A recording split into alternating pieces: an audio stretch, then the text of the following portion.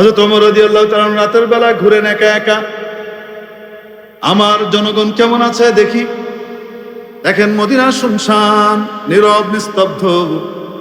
মদিনার উপকণ্ঠে দেখেন বাইরে একটা তাঁবুর মধ্যে আলো জ্বলে, বাইরে আগুন জ্বলে। মদিনার অদূরে কৌতূহলী হয়ে গেলেন, এরা আবার কারা? যে দেখেন একটা হাড়ির মধ্যে টকবক করে কিছু ফুটছে, তার পাশে এক মহিলা বসা, ছোট্ট ছোট্ট কিছু বাবু আর শিশু আছে, এরা কান্নাকাটি করে। ওমরের ছায়া দেখার সাথে সাথে দূর থেকে মহিলা পর্দার ভিতরে তাঁবুর মধ্যে চলে গেলেন। ওমর যে জিজ্ঞেস করলেন, মা বাচ্চাগুলা কাঁদে কেন? মহিলা বলছেন, ক্ষুধার জ্বালায় কাঁদে। ওমর বলেন, একটু পরেই তো খাবার পাবে, খাবার তৈরি হচ্ছে, ওদেরকে সান্ত্বনা দাও। মহিলা রেগে গিয়ে বললেন, নিজের চরকায় তেল দাও, যাও, জ্বালাতন করতে এসো না। আমার বাচ্চারা কয়েকদিন পর্যন্ত অনাহারে আছে, তাদের বাবা ইসলামের সৈনিক ছিলেন, জিহাদের ময়দানে শহীদ হয়ে গেছেন, তাদের দেখাশোনার কেউ নাই, এর ভেতরে খাবার নাই। তাদেরকে সান্ত্বনা দেওয়ার জন্য ওখানে কিছু পাথর আর পানি দিয়ে জাল দিচ্ছি, বুঝাচ্ছি যে খাবার তৈরি হচ্ছে, বাচ্চারা একটু ঘুমিয়ে যা, ঘুম থেকে উঠে খাবি, এই আশায় তাদেরকে বুঝাচ্ছি। ঘুমিয়ে গেলে ক্ষুধার জ্বালা টের পাবে না, কষ্ট থেকে একটু বাঁচবে। হযরত ওমর রাদিয়াল্লাহু তাআলা কিচ্ছু না বলে ওখান থেকে চলে আসলেন। বাইতুল মাল থেকে একটা বস্তার ভিতরে খাবার দাবার অনেক কিছু ভরলেন, আটা, ময়দা, পনির, ঘি, যা যা লাগে ভরলেন। বস্তাটাকে কাঁধে করে নিয়ে, প্রায় 1.5-2 মণের বস্তা কাঁধে করে নিয়ে রওনা হয়েছেন। গোলাম আর খাদিম চলে এসেছে, এসে বলে, হযরত আপনি কেন এটা নিয়ে যান? আমি নিয়ে যাব, আমি কেন আছি, আমি তো আপনার গোলাম। হযরত ওমর বলেন, কিয়ামতের দিন আমার গুনাহের বোঝা তো তুমি বহন করবে না। আমি যে জাতির মুখে খাবার পৌঁছাইতে পারি নাই, এই দায়ভার তো তুমি নিবা না, এজন্য আমাকে আমার বোঝা বহন করতে দাও। নিজে কাঁধে করে নিয়ে গেছেন, গিয়ে ওখানে নিজে খাবার তৈরি করেছেন, খাবার তৈরি করে বাচ্চাদেরকেও খাইয়েছেন, ভেতরে মহিলার কাছে পাঠিয়েছেন। খাবার খেয়ে বাচ্চাগুলা দৌড়াদৌড়ি করে, খেলাধুলা করে। ভেতর থেকে মহিলা বলতেছেন, আল্লাহ তাআলা কেন যে ওমরকে খলিফা বানালেন জানি না, খলিফা তো তোমার মতো লোককে তোমাকে বানানো দরকার ছিল। কিয়ামতের দিন রব্বুল আলামিনের দরবারে আমার স্বামী আর এতিম বাচ্চাগুলাকে সামনে নিয়ে ওমরের সাথে আমার বোঝাপড়া আছে, আমি বোঝাপড়া করব। হযরত ওমর বলেন, ওমরের কি দোষ? সে কি সকলের সবকিছু জানে নাকি? কথা বলার সাথে সাথে মহিলা বলে, বাহ, সে আমাদের দায়িত্ব নিয়েছে, সে আমাদের আমির হয়েছে, অথচ আমরা কে কেমন আছে সে খবর রাখবে না, এটা কেমন কথা? সে একা যদি না পারে, দক্ষ জনবল কেন নিয়োগ করলো না? ভালো মানুষ যারা তার কাছে মানুষের খবর সঠিকভাবে পৌঁছিয়ে দেবে, কেন করলো না? হযরত ওমর বললেন, বোন, আগামীকাল আপনি ওমরের দরবারে এসেন, ওমরের সাথে আমার খুব ভালো পরিচয় আছে, রাষ্ট্রীয়ভাবে আপনার জন্য শহীদের ভাতার ব্যবস্থা করে দেওয়া হবে। মহিলা এর পরের দিন চলে গেলেন মসজিদে। যে দেখেন যে লোকটাকে রাতে এত ওমরের ব্যাপারে গালমন্দ করেছেন, সেই লোকটাই তো বসে ফয়সালা করে। এই সেই ওমর, যে ওমর অন্যের গ্রাস কেড়ে নিতেন, কিন্তু কোরআনের আলোয় আলোকিত হওয়ার কারণে, নবীজির সংস্পর্শে ধন্য হওয়ার কারণে আমূল পরিবর্তন হয়ে গেল। এখন নিজে না খেয়ে অন্যের মুখে খাবার তুলে দেন, ঠিক কিনা? মানুষ হতে হলে, জাতির সম্পদ তৈরি করতে হলে কোরআনী শিক্ষার কোনো বিকল্প। শিক্ষা গোটা পৃথিবীর মধ্যে যদি মৌলিকভাবে ভাগ করা হয়, তাহলে শিক্ষাকে 2 ভাগে ভাগ করা যায়। কয় ভাগে? মৌলিকভাবে কয় ভাগ? এক হলো মানব রচিত, মানব কর্তৃক উদ্ভাবিত, মানুষের গবেষণাকৃত, সৃষ্টির গবেষণালব্ধ জ্ঞান। আরেক ধরনের জ্ঞান আর শিক্ষা হলো স্রষ্টা প্রদত্ত জ্ঞান। এটা হলো স্রষ্টার পক্ষ থেকে সরাসরি নবীর মাধ্যমে মানুষকে দেওয়া জ্ঞান। আর আরেকটা জ্ঞান হলো যেটা মানুষ কর্তৃক উদ্ভাবিত গবেষণাকৃত জ্ঞান। মানুষের মেধা বুদ্ধি অসীম, বলেন না এখন, মানুষের মেধা বুদ্ধি অসীম না সসীম? মানুষের মেধা বুদ্ধি কি সীমাহীন না সীমিত? মানুষের জ্ঞানও অসীম নয়, সসীম এবং সীমিত। ঠিক কি ঠিক না? আরে কতটা সীমিত দেখেন। আপনি আমার দিকে তাকিয়ে আছেন, ঠিক আপনার পিছনে কি হচ্ছে বলতে পারবেন? বলেন না কেন? আমি আমার পিছনে কি হচ্ছে আমি বলতে পারবো? বলতে পারবো না। যত বড় জ্ঞানী হোক না কেন, নিজের পিছনে কি হচ্ছে সে অতটা বলতে পারে না। তাহলে আমাদের মেধা, আমাদের বুদ্ধি, আমাদের জ্ঞান সীমাহীন না সীমিত? সীমাবদ্ধ। ঠিক কি ঠিক না? এজন্য সীমাবদ্ধ জ্ঞানের অধিকারী মানুষের উদ্ভাবন করা যে জ্ঞান আছে, সেই জ্ঞানের মধ্যে সীমাবদ্ধতা আছে এবং ভুল ভ্রান্তির প্রকট আশঙ্কা থাকে। অপরদিকে স্রষ্টার জ্ঞান, রব্বুল আলামিনের জ্ঞান সীমিত না অসীম, সীমাবদ্ধ না সীমাহীন, সর্বব্যাপী জ্ঞানের মালিকের জ্ঞানের মধ্যে ভুল ভ্রান্তির কোনো আশঙ্কা থাকে না। এজন্য আমরা দেখতে পাই পৃথিবীর মধ্যে জ্ঞান বিজ্ঞানের যে ফলাফলগুলো আসে, এগুলো কিছুদিন পর পর আবার পরিবর্তন হতে থাকে। ঠিক কি ঠিক না? মাত্র 2 বছরের মধ্যে 14 বার ডিগবাজি দেখে ফেললেও 1400 বছর পার হয়ে গেছে। রব্বুল আলামিন কোরআন নাজিল করেছেন। একটা পারা দূরের কথা, একটা সূরা দূরের কথা, একটা লাইন দূরের কথা, একটা আয়াত দূরের কথা, একটা শব্দ, একটা অক্ষরেরও পরিবর্তনের প্রয়োজন পড়ে না। পৃথিবী যদি আগামীতে আরো 14,000 কোটি বছরও টিকে থাকে, কোরআনের মধ্যে পরিবর্তন লাগবে না। রব্বুল আলামিন বলেছেন, দালিকাল কিতাব, এসে মহান কিতাব, লা রাইবা ফীহ, যার মধ্যে সন্দেহের বিন্দু মাত্র অবকাশ নাই। যা বলা আছে সবকিছুই নির্ভুল, ভুল ভ্রান্তির কোনো স্থান কোরআনের মধ্যে। কারণ এই কোরআন এসেছে কার পক্ষ থেকে? দুনিয়ার জ্ঞান বিজ্ঞান যদি কোরআন বিবর্জিত হয়, সেই বিজ্ঞান মানুষকে মানুষ বানায় না, জানোয়ারের কাতারে রেখে দেয়। কোরআনী শিক্ষা ছাড়া, স্রষ্টার দেওয়া নীতিমালা ছাড়া কোনোদিন মানুষ সত্যিকারের মানবতা, মনুষ্যত্বের মাপকাঠিতে উত্তীর্ণ হতে পারে না। বুঝাবো? আপনাদের দেশে গরু আছে, ছাগল আছে, হ্যাঁ? এনাদের যখন পেশাব পায়, তখন এদের পেশাব লাগে, তখন কি তারা বসে তারপরে পেশাব করে? কিভাবে করে বলেন না কেন? বসা থাকলেও পেশাব লাগলে কি করে? দাঁড়িয়ে যায়, তারপর মুতে। তাহলে দাঁড়িয়ে দাঁড়িয়ে মুতা, এটা কি মানুষের কালচার না জানোয়ারের কালচার? আসতে বলেন। বড় বড় পৃথিবীর নামজাদা, নাম করা বড় বড় যে প্রতিষ্ঠানগুলো আছে, বিদ্যালয়গুলো আছে, ইউনিভার্সিটিগুলো আছে, ওখান থেকে, ওগুলো থেকে বড় বড় ডিগ্রিধারী ব্যক্তি, ক্যামব্রিজের সবচেয়ে বড় ফার্স্ট ক্লাস মার্ক নিয়ে পাশ করে এসেছেন এমন বড় বিজ্ঞানী, অক্সফোর্ড থেকে সবচেয়ে বড় ডিগ্রি নিয়ে এসেছেন, ডক্টরেট ডিগ্রি নিয়ে এসেছেন এমন বড় বিজ্ঞানী, হ্যাঁ, হার্ভার্ডের বড় বিজ্ঞানী, অনেক বড় জ্ঞান অর্জন করেছেন, মাশাআল্লাহ।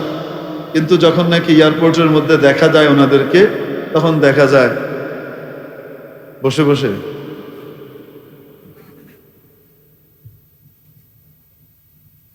এত বড় বিদ্যা অর্জন করার পরেও, এত কিছু করার পরেও হাফ জানোয়ার রয়ে গেছে, এখনো জানোয়ারের কাতার থেকে বের হইতে পারেনি। অপরদিকে দেখেন, কোরআনী শিক্ষায় যারা শিক্ষিত হয়, কোরআনী শিক্ষায় পূর্ণ শিক্ষিত হওয়া লাগে না, কোরআন শিক্ষাওয়ালাদের সাথে চলাফেরা করে, কোরআন ওয়ালাদের সাথে উঠা বসা করে, এরকম ব্যক্তিদেরকে আপনি কোনো সময় দাঁড়িয়ে পেশাব করাতে পারবেন? তারা বসবে। আপনার বিশ্বাস না হলে আপনি দেখেন, আপনার প্রতিবেশী বা আপনার নিজের বা আপনার আশপাশের কোনো বাচ্চাকে আপনি মাদ্রাসার মক্তবে পাঠান, মাদ্রাসার মক্তবে পাঠিয়ে দেন, এখনো সে কি হয়নি? আলেম হওয়া তো পরের কথা, হাফেজ তো বহুত দূরে, এখনো ফ্লুয়েন্সির সাথে কোরআন শরীফ দেখে দেখে পড়তে পারে না, আলিফ বা তাসা পড়ার জন্য ভর্তি হয়েছে মাত্র। এই বাচ্চাটাকে দ্বিতীয় দিন তার পেশাবখানায় নিয়ে যান, হাজার বললেও সে কোনোদিন দাঁড়িয়ে পেশাব করবে না। কোরআনের আলোতে আলোকিত হওয়ার কারণে, কোরআনের সংস্পর্শে আসার সাথে সাথে তার ভিতরে জানোয়ার থেকে, জানোয়ারের কালচার থেকে আলাদা কালচার, মানুষের কালচারের আসর তার মধ্যে পড়ে গেছে। বুঝাইতে পারেনি? হ্যাঁ, আপনি দেখেন আলেম ওলামার সাথে যারা উঠা বসা করে, ইঞ্জিনিয়ার, ডাক্তার, বিভিন্ন পেশাজীবী, বড় বড় ডিগ্রিধারী, যদিও তাদের সিলেবাসের ভিতরে কোরআন নাই, কিন্তু কোরআন নাই মানে ওইভাবে নাই, নামকাওয়াস্তে তো সব জায়গায় আছে, সেটা না। যেভাবে থাকা দরকার সেভাবে কি আছে বলুন? নাই। স্বীকার করতে তো দোষ নাই। আমাদের সিলেবাসের ভিতরে, জাতীয় সিলেবাসের ভিতরে কোরআন আর হাদিস আর ফিকহ যেভাবে থাকা দরকার ছিল সেভাবে আছে, নামকাওয়াস্তে। কিন্তু তারপরেও এই সমস্ত লোকরা যদি তবলিগওয়ালাদের সাথে উঠা বসা করে, দাওয়াত ও তবলিগে একটা চিল্লা তিনটা চিল্লা লাগিয়ে আসে, কোনো আল্লাহওয়ালা পীর বুজুর্গের কাছে যাওয়া আসা করে, উঠা বসা করে, তার সান্নিধ্য লাভ করে, মাদ্রাসার আলেম ওলামার সাথে আসা যাওয়া করে, দেখা সাক্ষাৎ করে, হুজুরের সাথে ভালোবাসা রাখে, আপনি তাকেও দেখবেন দাঁড়িয়ে পেশাব করাতে পারবেন না। সে অটোমেটিক্যালি দাঁড়িয়ে পেশাব করতে লজ্জা পাবে। হুজুরদেরকে দেখলে তো এমনিও পায়, ঠিক কি ঠিক না? কেন? কোরআনের আলো।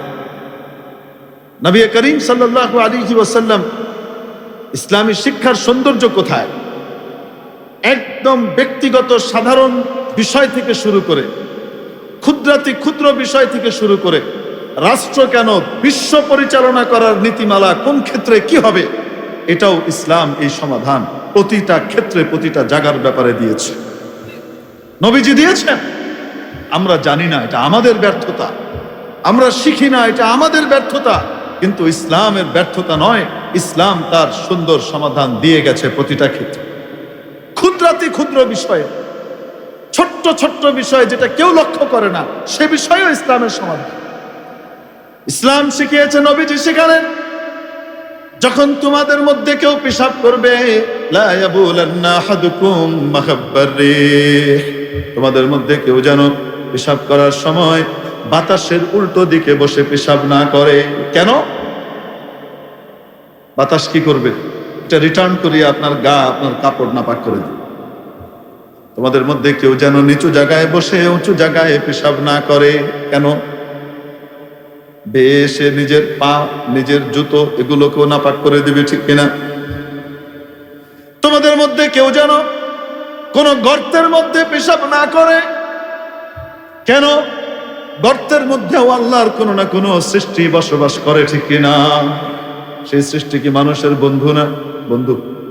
গর্তের ভিতরে থাকে ইঁদুর, ছুঁচো, চিকা, বিচ্ছু, সাপ, এরা কি মানুষের বন্ধু? কিন্তু সে তোমার কোনো ক্ষতি করে নাই, সে তার বাড়ির মধ্যে অবস্থান করেছে। এই অবস্থায় খামাখা তাকে কষ্ট দেওয়ার অধিকার তুমি রাখো না। ইসলাম শেখায় তুমি কোনো গর্তের মধ্যেও কোনো সময় পেশাব করবে না।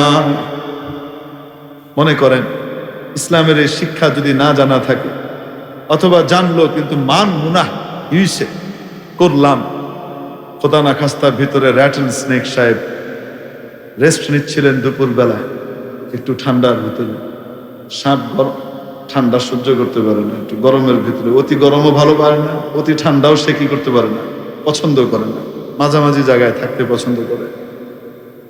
এখন দিলেন পেশাব করে, তারপরে সে বেচারা ঘুমাচ্ছিল, গোখরা সাহেব, কেউটে সাহেব ঘুমাচ্ছিলেন, হঠাৎ জেগে উঠলেন, হ্যাঁ আমার গায়ে করে ঠান্ডা পানি ঢাললো। ঠান্ডা পানি কেমন বলেন না কেন? সে রেগে মেগে যখন বেরোবে, মাথাটা বের করে যখন ফুঁস করবে, তখন তাকে তো আপনি কষ্ট দিলেনি, আপনিও জুতো মুজো ফেলে যা আছে সব ফেলে দিবেন দৌড়। তাহলে ইসলাম এই পেশাব করার মতো সাধারণ একটা বিষয়, এটার ব্যাপারেও কত সূক্ষ্মভাবে মানুষকে দিক নির্দেশনা দিচ্ছে, শিক্ষা দিচ্ছে যে তুমি জানোয়ারের মতো নও, তুমি আশরাফুল মাখলুকাত, সৃষ্টির সেরা, তোমার মধ্যে কালচারের মধ্যে ভিন্নতা থাকবে, তুমি আলাদা। জানোয়ার কোনো সময় পেশাব পায়খানা করার সময় জায়গা চুজ করে না, এটাকে উঁচু জায়গায় করতেছি না নিচু জায়গায় করছি, বাতাসের দিকে করছি না উল্টো দিকে করছি, কোন দিকে, এগুলা জানোয়ার বুঝে? জানোয়ার বুঝে না, কিন্তু মানুষকে মানুষ হওয়ার জন্য শেখানো হয়েছে। খাবার দাবারের মধ্যে দেখেন তো দেখি, এই যে আমাদের গরু বাছুরগুলোকে খাবার দিলে তারা বসে বসে খায়, তারা বলে দস্তরখান দিয়ে, এরকম করে বসে খায় না দাঁড়িয়ে খায়। খাবার নাদার ভিতরে দিলে, এটা নাদারটারে কি বলেন? এটা আপনারা এই যে বড় একটা জিনিস থাকে যে গরুরে খাওয়ানোর জন্য, এটা কি কয়? হ্যাঁ, কোয়ের, কোয়ের নেই, কোয়ের মধ্যে ঘাস কাটি দিলে নি, দেখার সাথে সাথে গরু কি বসে থাকে না লাফ দিয়ে দাঁড়ায়? আরে বলে না কেন, লাফ দিয়ে দাঁড়ায়। তো দাঁড়িয়ে দাঁড়িয়ে খাওয়া মানুষের কালচার না গরুর কালচার? আসতে বলেন, মানুষের না গরুর? জানোয়ারের কালচার, ঠিক কি ঠিক না? গরু যখন খায় তখন কিভাবে খায়? কোনো দিকে যেন কিছু না পড়ে ভালো করে এদিক ওদিক তাকিয়ে সুন্দর করে খায়, তারপরে চেটে পুটে পরিষ্কার করে একটা কিছু যেন নষ্ট না হয়, এভাবে খায়। তো এমনি খায়, কিছু ডাইনে ফালায়, কিছু বামে ফালায়, কিনা? কিছু খায় এদিক ওদিক দেখে, আবার পাশের টারেন করে গুতা মারায়, মেরে তারপরে আবার খায়, খায়ও আবার গুতাও মারে, সবকিছু করে করে টেরে। খাওয়া দাওয়া যখন শেষ, সব চেটে পুটে খায় না, কিছু ফেলে রাখে? বলেন না কেন? তাহলে কিছু ফেলে খাওয়া, কিছু ফেলে রাখা, কিছু খাওয়া, ডানে বামে ছড়ানো ছিটানো, এটা কি মানুষের কালচার না জানোয়ারের কালচার? আর ইসলাম মানুষকে শিখায়, যখন তুমি খাবা সুন্দর করে বসো, আগে হাত ধো, দস্তরখান বিছাও, তুমি খাবারের জন্য অপেক্ষা করবে, খাবার তোমার অপেক্ষা করবে না, কারণ খাবার আল্লাহর অনেক বড় নিয়ামত। তোমার সামনে এই খাবারটা এনে দেওয়ার জন্য রব্বুল আলামিন 360 জনের খাটনি এটার মধ্যে লাগিয়েছেন কমপক্ষে, হাদিস বলে 360 মাখলুকের খাটনির পরে তোমার সামনে এই খাবারটা আসে। সর্বপ্রথম হযরত মিকাইল আলাইহিস সালাম, সর্বশেষ যে তোমার সামনে পরিবেশন করে সেই। মাঝখানে 358 জনের খাটাখাটনি থাকে, তুমি জানো না কমপক্ষে? তাহলে একটা খাবার আমার আপনার সামনে আসে, এটা কি নিজের টাকা থাকলে হয় না, মাওলা চাইলে সিস্টেম করলে তারপরে আসে? ঠিক কি ঠিক না? আমার আপনার কাছে টাকা আছে, চাইলাম মালটা কিনবো, মালটা কেনার জন্য বাজারে গেলাম, মালটা উৎপাদন হয় নাই, বাজারে আসে নাই, বলেন মালটা খেতে পারবো? মালটাটা উৎপাদন করার জন্য রব্বুল আলামিন কিছু মানুষের মাথার ভিতরে ঢেলেছেন, আমার বান্দা আব্দুল করিম চট্টগ্রামে আকবরিয়াতে খাবে, ওই মালটাটা বৃহস্পতিবার রাত্রে খাবে, অতএব তাড়াতাড়ি গাছ লাগাও। সে জানে না কি খাবে, সে গাছ লাগায়। গাছ লাগানোর পরে পানি দেওয়া লাগে কিনা, সাধারণভাবে সেচের পানি না থাকলে পাম্পের দরকার পড়ে, পাম্পওয়ালার মাথায় রব্বুল আলামিন ঢাললেন, পাম্প বানাও। পাম্প বানানো হলো, ইলেকট্রিসিটি লাগবে, ইলেকট্রিসিটি উৎপাদনের জন্য আল্লাহ লোক লাগিয়ে দিলেন, তারপরে ওখান থেকে পাম্পে পানি উঠলো, সেচ দেওয়া হলো, এরপরে গাছটা বড় হলো, ওখান থেকে মালটা তৈরি হলো, আপনি মিশরের মালটা খাবেন। তৈরি হওয়ার পরে ওই মালটাটা পাড়ার পরে লাফ দিয়ে বাংলাদেশে চলে আসে। হ্যাঁ, স্থলপথে আনতে গেলে অনেক ভাড়া পড়বে, এজন্য জলপথে আনা লাগবে, ঠিক কিনা? আনার জন্য এটাকে ওইভাবেই আনতে হবে না, প্যাকেটের মধ্যে ঢুকাইতে হয়, কার্টুনে ঢুকাইতে হয়। এই কার্টুন বানানোর জন্য আল্লাহ তাআলা নাকচাপটা চাইনিজদেরকে দায়িত্ব দিয়ে দিলেন, মাথায় ঢুকাই দিলেন, কার্টুন বানানোর মেশিন তৈরি কর। তারা মেশিন তৈরি করলো, তারপরে ওই কার্টুন মিশরে গেল, ওটার ভিতরে মালটা ভরা হলো, এরপরে জাহাজে রওনা হইলো, জাহাজের ভিতরে ক্যাপ্টেন আছে, খালাসি আছে, কত কিছু আছে বন্দরে, ঠিক কিনা? ওই জাহাজ এসে আপনার বাংলাদেশে চট্টগ্রাম বন্দরে ভিড়লো, ওখান থেকে নামলো, নামার পরে কাস্টম অফিসারকে লাগাই রাখছে, তাড়াতাড়ি সময় মতো ট্যাক্স নিয়ে এটাকে বাইর কর, বাইর হয়ে চলে আসলো। আসার পরে এইবার কন্টেইনারে উঠলো, ট্রাকে উঠলো। এই ট্রাক আসার পথে যেন আপনি যেন ঠিক মতো সময় মতো খেতে পারেন, এজন্য রব্বুল আলামিন ওই ড্রাইভার সাহেবের যেন ঘুম না আসে, রাস্তায় মাঝে মাঝে চা স্টলের ব্যবস্থা করে রাখছেন, ওই লোকগুলাকে রাত জাগায় রাখছেন, তোরা রাত্রে চা বানাবি, ট্রাক ড্রাইভারদেরকে খাওয়াবি, দিনের বেলায় ঘুমাবি। তারা খাটতেছে, ওই চা খাওয়ার পরে রওনা হয়েছে, তারপরেও আবার ড্রাইভার সাহেবের ঘুম আসে, তাই পাশে হেল্পার সাহেব আছেন, হেল্পার সাহেব আবার মাঝে মাঝে বলতে থাকেন, উস্তাদ ডাইনে, উস্তাদ বামে, ডবল ডবল ব্রেক, এবার তেজ দেন, হ্যাঁ বামে প্লাস্টিক, কত কিছু কয় না। এত কিছু বলার পরে আসলো, তারপরে আড়তে উঠলো, আড়তদারের কাছ থেকে দোকানদার আনলো, রিটেইলার আনার পরে সেখান থেকে আপনি গিয়ে কিনে আনলেন, কিনে এনে মেহমানকে খাওয়ান, জামাইকে খাওয়ান, পুত্রবধূকে খাওয়ান, শ্বশুরকে খাওয়ান, শাশুড়িকে খাওয়ান। এই মালটাটা আপনার পিছনে সামনে আসার জন্য, প্লেটে আসার জন্য কতজনের খাটনি এখানে আছে, ও মানুষ তুমি ভাবো না। এজন্য ইসলাম মানুষকে শিখিয়েছে খাবার বড় দামি, খাবার আল্লাহর বহুত বড় নিয়ামত, ঠিক কিনা? অতএব এটাকে নষ্ট করা যায় না, অপচয় করা যায় না, এই খাবারের অবমূল্যায়ন করা যায় না। অতএব নবীজি সাল্লাল্লাহু আলাইহি ওয়াসাল্লাম শিখিয়েছেন এমন ভাবে খাও যেন খাবারের প্রতি তোমার মুখাপেক্ষিতা প্রকাশ পায়। এজন্য নবীজি শিখিয়েছেন খাবার তোমার কাছে আসবে তা নয়, খাবার তোমার মুখের কাছে উঠে আসবে তা নয়, বরং তুমি যে লেভেলে বসো সেই লেভেলে খাবার থাকবে, ওখানে তুমি ঝুঁকে তারপরে খাবে, যেন মাওলার নিয়ামতের প্রতি তোমার মুখাপেক্ষিতা প্রকাশ পায়। খাবার সীমিত পরিসরে মাওলায়ে কারীম বানিয়েছেন, দিয়েছেন, নষ্ট করার জন্য দেননি। খাবারের সুষম সঠিক বন্টন হলে গোটা পৃথিবীর কেউ না খেয়ে থাকবে না, ঠিক কিনা? আমার প্রিয় ভাইয়েরা, এই শীতকালে, শীতের মৌসুমে আমাদের বিভিন্ন কমিউনিটি সেন্টারে বিয়ে বাড়ির আয়োজন হয়, বিয়ের আয়োজন হয় কিনা? এখানে খাবার খেতে গেলে কষ্টের কারণে খাওয়া যায় না।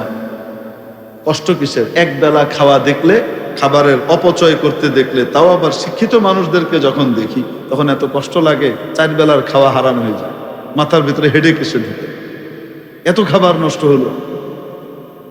বলাও যায় না, বললে আবার মাইন্ড করবে, এই হুজুরদের ওয়াজের জায়গা নেই, বা যেহেনে সেহেনে ওয়াজ শুরু করে দিচ্ছি। খেতে বসে তারপরে কি করে বলেন তো দেখি? হ্যাঁ, খেতে পারবে 3 টুকরা, নিবে 6 টুকরা, নিয়ে তারপরে 3 টুকরা খাবে, 3 টুকরা ফেলে রাখবে। বলে না কেন? এরকম করে না তো আমাদের দেশের মানুষ? করে না তো? করে। আর এটাকে কি মনে করে? এটা কালচার, এটা একটা ব্যাপার স্যাপার আছে। আমরা কি ফকির নাকি চেটিপুটি খাবো? মোল্লারা খাওয়া পায়নি, চেটিপুটি খায়, আমরা কি চেটিপুটি খাবো না? আমরা আনকালচার্ড হতে পারি না, আমাদের অনেক খাওয়া। খাওয়া আধা খায়, আধা ফেলে রাখে, 4 ভাগের 3 ভাগ খায়, 1 ভাগ নষ্ট করে। চা খেতে দিলে আধা কাপ খেয়ে আধা কাপ ফেলে রাখে। কেন? কালচার। আমরা কি ফকির নাকি যে পুরো কাপ চেটিপুটি খাবো, পুরো কাপ ঢেলে খেয়ে নেব? আছে না নাই? বলেন না কেন? এত ডিগ্রি অর্জন করার পরেও যেহেতু কোরআন হাদিসের শিক্ষার আলো পায় নাই, এই না পাওয়ার কারণে এখনো গরুর কালচারের মধ্যেই চলতেছে, হাফ জানোয়ার হয়ে গেছে। বুঝাইতে পারি নাই মনে হয়? তাহলে এক প্রকারের শিক্ষা, সৃষ্টি কর্তৃক উদ্ভাবিত শিক্ষা, মানুষকে সত্যিকারের মানুষে পরিণত করতে পারে না। অপরদিকে কোরআনের শিক্ষা, আল্লাহর দেওয়া শিক্ষা, জানোয়ারকেও মানুষ বানিয়ে দেয়। বলবো নাকি? হ্যাঁ, আপনাদের দেশে রাস্তাঘাটের নামকরণ হয় না? হ্যাঁ, বড় বড় ব্রিজের নামকরণ হয় না? অমুকের নামে তমুকের নামে করে কি করে না? কোন সময় কোন ব্রিজের নামকরণ করে কাউ ব্রিজ, গরু ব্রিজ নামকরণ হয়েছে। গরু সড়ক নামকরণ করে কেন? রাস্তার অপমান, ব্রিজের অপমান। বলেন না কেন? অথচ আল্লাহ তাবারাক ওয়া তাআলা কোরআন শরীফের যে প্রথম পারা আলিফ লাম মিম, এখান থেকে প্রথম পারা শুরু হয় না? সূরা বাকারা, সবচেয়ে বড় সূরা, যেটা 2.5 পারা ব্যাপী একটা সূরা। সুবহানাল্লাহ। এত বিশাল সূরাটার নাম রেখেছেন গাভী। বাকারা মানে কি? বলেন না কেন? গাভী, গরু। প্রশ্ন জাগে না মনের ভিতরে? সূরা ফাতিহা তো হলো সূচনা, ভূমিকা, উপক্রমণিকা, গোটা কোরআনের সারাংশ। কোরআন যদি তুমি পুরো পড়তে না পারো, কমপক্ষে সূরা ফাতিহায় গবেষণা করলেই আমাকে তুমি পেয়ে যাবা। মৌলিক ডিটেইল আলোচনা শুরু হয় আলিফ লাম মিম, যালিকাল কিতাব লা রাইবা ফীহি হুদাল লিল মুত্তাকিন। এই সূরা বিশাল সূরা, সর্ববৃহৎ সূরার নাম সূরাতুল বাকারা। গাভী সূরা, গরু সূরা কেন? অনেক কারণ আছে। তাফসীরের ভিতরে মুফাসসিরিনে কেরাম অনেক কারণ উল্লেখ করেছেন, একটা বলবো। এখন দেখেন, শুরুটা তো জানলেন, তৃতীয়টা আলে ইমরান, চতুর্থটা গিয়ে সূরা নিসা, এর পরেরটা মায়েদা, এরপরে আনাম, এরপরে আরাফ, এভাবে সূরা চলছে, ঠিক কিনা? হুজুর শুরুগুলা অত ইয়াদ নেই, শেষগুলা কোন? আচ্ছা ঠিক আছে, শেষ থেকেই আসে। কুল হুয়াল্লাহু আহাদ, সূরার নাম কি? সূরা ইখলাস। তারপরের সূরা কুল আউযু বিরাব্বিল ফালাক, সূরা ফালাক। এরপরের সূরা কুল আউযু বিরাব্বিন নাস, সূরার নাম নাস। এরপরের সূরা তাই নাকি? হুজুর নাই তো, এরপরে আর সূরা আছে? নাই। শেষ সূরার নাম সূরায়ে নাস। নাস মানে মানুষ। নাস মানে কি? নাস ইনসের বহুবচন, ইনসিয়নের বহুবচন, প্লুরাল কি? নাস। নাস মানব জাতি, মানুষ। সর্বশেষ সূরার নাম নাস। আর একদম সবচেয়ে বড় সূরা, প্রথম পারার যে সূরাটা, সেই সূরাটার নাম কি? রব্বুল আলামিন ইশারা দিয়ে দিলেন, ওরে আমার বান্দা, কান খুলে শুনে নে, একটু ভেবে নে, দেখ আমি কেন বললাম। কোরআনের শিক্ষা যদি না থাকে, মানুষ জানোয়ার থাকে, গরুরও অদম থাকে। আর যদি কোনো গরু মার্কা নির্বোধ মানুষও কোরআনের আলোয় আলোকিত হয়, গরু থেকে শুরু করে কোরআনের শেষ পর্যন্ত যেতে যেতে মানুষ হয়ে যায়। এজন্য রব্বুল আলামিন সূরাতুর রহমানের মধ্যে প্রথম 3 আয়াতে আমাদেরকে ঘোষণা করে জানিয়েছেন, আর রহমান মহাদয়াবান, আল্লামাল কোরআন, যার উপরে অতিশয় দয়া করেন তাকে কোরআন শিখান। তাকে কি শিখান? ও আমার প্রিয় ভাই, বড় বড় ইউনিভার্সিটিতে ভর্তি হওয়ার জন্য এমনি ভর্তি হওয়া যায় না, বাছাই হয় কি হয় না? হ্যাঁ, এই জন্য রব্বুল আলামিন কাকে ঈমান দিবেন না দিবেন, বহু বড় বড় জ্ঞানী গুণী রয়েছে, বহু শক্তিশালী রয়েছে, কিন্তু ঈমানের দৌলত দেন নাই, ইসলামের দৌলত দেন নাই। মাওলা ঈমান আর ইসলামের দৌলত দেওয়ার জন্য নিজে একটা বাছাই করেন, ঠিক কি ঠিক না? ঠিক তেমনি ভাবে কোরআন সবচাইতে বড় নির্ভুল জ্ঞানের সূত্র, ওই জ্ঞান দেওয়ার জন্য মাওলায়ে কারীমের বাছাই হয় কি হয় না? তা মাওলার কৃপায় আসে, নিজের ক্ষমতা বলে আসে না। এই সাআদাত বাজরে বাজুয়ে নিস্ত তানা বখশদ খুদায়ে বখশিন্দা। চাইলে তুমি কোরআনের মালিক হতে পারবে না, কোরআনওয়ালা হতে পারবে না। মাওলায়ে কারীম তোমাকে বাছাই করতে হবে। এই জন্য মাওলার কাছে দোয়া করতে থাকতে হয়, আল্লাহ আমাকে তুমি কোরআনের আলো দাও, আয় আল্লাহ আমার বাচ্চাদেরকেও কোরআনের আলো দাও, আয় আল্লাহ আমার নাতিপতিদেরকেও কোরআনের আলোয় আলোকিত করে দাও। ইঞ্জিনিয়ার হতে নিষেধ নাই, ডাক্তার হতে নিষেধ নাই, বিজ্ঞানী হতে নিষেধ নাই, প্রত্যেকটার প্রয়োজন রয়েছে, প্রত্যেক পেশারই অবদান রয়েছে, ঠিক কি ঠিক না? সবগুলোরই প্রয়োজন, অবদান এবং স্বীকৃতি রয়েছে, যথাযথ মূল্যায়ন রয়েছে।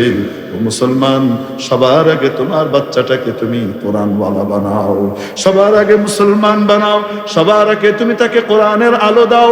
কচি অবস্থায় যখন সে কিছুই বোঝে না, তখন তাকে শেখাও আলিফ, তখন তাকে শেখাও আল্লাহ। তার প্রথম বাক্যটা যেন হয় লা ইলাহা ইল্লাল্লাহ। ইসলাম এটাই চায় এবং ইসলাম এনকারেজ করে। কি বলে? যে ব্যক্তির প্রথম কালিমা হবে লা ইলাহা ইল্লাল্লাহ, নবীজি বলেন যার প্রথম বাক্য হবে লা ইলাহা ইল্লাল্লাহ, জীবনের শেষ কথাটাও হবে লা ইলাহা ইল্লাল্লাহ। মাঝখানে যদি অনেক গুনাহ খাতা থেকেও থাকে, সব মাফ করে দেওয়া হবে। দাখালাল জান্নাহ, বিনা হিসাবে জান্নাতে যাবে। শেষেরটা তো ব্যক্তি নিজে মেহনত করে করতে পারে, কিন্তু প্রথম বাক্যটা কি তার হাতে না তার বাবা মার হাতে? তার বাবা মা যদি তাকে লা ইলাহা ইল্লাল্লাহ সারাক্ষণ শিখায়, তার প্রথম কথাটা হবে লা ইলাহা ইল্লাল্লাহ। আমি শুকর আদায় করতে পারি, আমি যতটুকু পারি না পারি, আমার আব্বা জান, আমার শ্বশুর সাহেব, আমার বেগম সাহেবেরা সবসময় আমার বাচ্চাদেরকে ছোট থেকেই লা ইলাহা ইল্লাল্লাহ, লা ইলাহা ইল্লাল্লাহ বলিয়েছেন। আলহামদুলিল্লাহ, আমার প্রত্যেকটা বাচ্চার প্রথম কথা হয়েছে লা ইলাহা। তার আব্বা ডাকার আগে আল্লাহ ডাকছে, তার আম্মা ডাকার আগে আল্লাহ ডাকছে। এই মেহনত আমরা করলে পারি কি পারি না? ইসলাম এনকারেজ করে, শিখাও। এই লা ইলাহা ইল্লাল্লাহ ওয়ালা ডাক্তার, লা ইলাহা ইল্লাল্লাহ ওয়ালা ইঞ্জিনিয়ার, লা ইলাহা ইল্লাল্লাহ ওয়ালা সচিব বিবেককে বর্জন করে সে তার দেশের সম্পদকে সুইস ব্যাংকে পাচার করবে না। আরে ভাই, সুইস ব্যাংকে যারা টাকা পাচার করে কোটি কোটি শত শত কোটি টাকা, ইনারা শিক্ষা দীক্ষা জানে না, মূর্খ। আরে বলে নাকি না, বড় বড় ডিগ্রি দেন, তো বড় বড় ডিগ্রি হয়েও চোর হয়েছে। হাস, বড় বড় ডিগ্রিধারী হয়েও কি হয়েছে? চোর হয়েছে, পাচারকারী হয়েছে। যদি তাদেরকে কোরআনী শিক্ষা এবং দীক্ষার আলোয় আলোকিত করা যেত, আমাদের জাতীয় সিলেবাসের মধ্যে নিচ থেকে শুরু করে উপর পর্যন্ত যদি কোরআনের শিক্ষার আলো দেয়া যেত, ধাপে ধাপে প্রত্যেককেই ধাপে ধাপে কোরআনের এক এক শিক্ষা লেসন পার করানো হতো, তাহলে আমাদের প্রত্যেক মানুষ সত্যিকার অর্থে দেশের সম্পদে পরিণত হতো। নিজে না খেয়ে অন্যকে খাওয়াইতো। বড় বড় ডিগ্রিধারী নিজে না খেয়ে অন্যকে। কোরআনের আলোয় আলোকিত যারা হয়েছেন তাদের জীবন একটু তাকিয়ে দেখেন। সুবহানাল্লাহ, ট্রেনের সময় হয়ে যাচ্ছে, আপনারা দোয়া করে দিন যেন ট্রেন পেয়ে যায়। মেরে মুহতারাম দোস্ত আজিজ বুজুর্গ, এই জন্য বলছিলাম কোরআনের শিক্ষার দরকার আছে না নাই? নাই, আরো আসতে। হযরত ওমর রাদিয়াল্লাহু তাআলা আনহুর জিন্দেগি দেখেন। আরে মুসলমান হওয়ার আগে ওর জিনিসপত্র লুটপাট করা, মারধর করা, জুলুম করা, নির্যাতন করা, এটাই অভ্যাস ছিল। যেদিন মুসলমান হলেন, নবীজির কাছে নিজের মাথা দিয়ে আসলেন, তরবারি দিয়ে গিয়েছিলেন নবীজির কল্যাণ পেয়ে। রব্বুল আলামিন কপালে হেদায়েত রেখেছেন, মাঝখানে এমন সিস্টেম হয়ে গেল, হযরত ওমর কল্লা আনার পরিবর্তে নিজের কল্লাটা নবীজির কাছে দিয়ে আসলেন। ঠিক কিনা? কোরআনের সাথে সম্পৃক্ততা হলো, অবস্থা কি দাঁড়ালো? কিছুদিনের মধ্যে এমন আমূল পরিবর্তন চলে আসলো, নবীজি দুনিয়া থেকে চলে গেছেন। দ্বিতীয় খলিফা হলেন ওমর। একদিন রাতের বেলায় বের হয়েছেন, আমার জনগণ কেমন আছে দেখে আসি। সুবহানাল্লাহ, এরকম নেতার দরকার আছে না নাই? এজন্য আমরা বলি, যারা নেতৃত্বের আসনে আছো তারা চিরকাল থাকো, 100 বছর নয় 500 বছর থাকো, আমাদের কোনো আপত্তি নাই। কিন্তু তোমরা ওই জায়গাতে থেকে তোমাদের জান্নাত তৈরি করে নাও। তোমরা ওমরের সাথে নিজেদের মিল তৈরি করে ফেলো। নবী মুহাম্মদুর রাসূলুল্লাহ সাল্লাল্লাহু আলাইহি ওয়াসাল্লাম যেভাবে চালাতেন সেভাবে চালাও, দুনিয়াতেও সম্মান পাবে, আখিরাতেও পাবে। বলেন না কেন? এগুলো বললে আবার ভুল বুঝে, এজন্য আর কমই না, থাক। কইলেছি কিন্তু জানি, কিন্তু কইলেন কমু না, বাদটা রাখলেন কয়ে তুলেছি। হযরত ওমর রাদিয়াল্লাহু তাআলা রাতের বেলা ঘুরেন একা একা, আমার জনগণ কেমন আছে দেখি। দেখেন মদিনা শুনশান, নীরব নিস্তব্ধ। মদিনার উপকণ্ঠে দেখেন বাইরে একটা তাঁবুর মধ্যে আলো জ্বলে, বাইরে আগুন জ্বলে। মদিনার অদূরে কৌতূহলী হয়ে গেলেন, এরা আবার কারা? যে দেখেন একটা হাড়ির মধ্যে টকবক করে কিছু ফুটছে, তার পাশে এক মহিলা বসা, ছোট্ট ছোট্ট কিছু বাবু আর শিশু আছে, এরা কান্নাকাটি করে। ওমরের ছায়া দেখার সাথে সাথে দূর থেকেই মহিলা পর্দার ভিতরে তাঁবুর মধ্যে চলে গেলেন। ওমর যে জিজ্ঞেস করলেন, মা, বাচ্চাগুলা কাঁদে কেন? মহিলা বলছেন, ক্ষুধার জ্বালায় কাঁদে। ওমর বলেন, একটু পরেই তো খাবার পাবে, খাবার তৈরি হচ্ছে, ওদেরকে সান্ত্বনা দাও। মহিলা রেগে গিয়ে বললেন, নিজের চরকায় তেল দাও, যাও, জ্বালাতন করতে এসো না। আমার বাচ্চারা কয়েকদিন পর্যন্ত অনাহারে আছে, তাদের বাবা ইসলামের সৈনিক ছিলেন, জিহাদের ময়দানে শহীদ হয়ে গেছেন, তাদের দেখাশোনার কেউ নাই, এর ভেতরে খাবার নাই। তাদেরকে সান্ত্বনা দেওয়ার জন্য ওখানে কিছু পাথর আর পানি দিয়ে জাল দিচ্ছি, বুঝাচ্ছি যে খাবার তৈরি হচ্ছে, বাচ্চারা একটু ঘুমিয়ে যা, ঘুম থেকে উঠে খাবি। এই আশায় তাদেরকে বুঝাচ্ছি, ঘুমিয়ে গেলে ক্ষুধার জ্বালা টের পাবে না, কষ্ট থেকে একটু বাঁচবে। হযরত ওমর রাদিয়াল্লাহু তাআলা কিচ্ছু না বলে ওখান থেকে চলে আসলেন। বাইতুল মাল থেকে একটা বস্তার ভিতরে খাবার দাবার অনেক কিছু বললেন, আটা ময়দা পনির ঘি যা যা লাগে বললেন। বস্তাটাকে কাঁধে করে নিয়ে, প্রায় 1.5-2 মনের বস্তা কাঁধে করে নিয়ে রওনা হয়েছেন। গোলাম আমার খাদিম চলে এসেছে, এসে বলে, হযরত আপনি কেন এটা নিয়ে যান?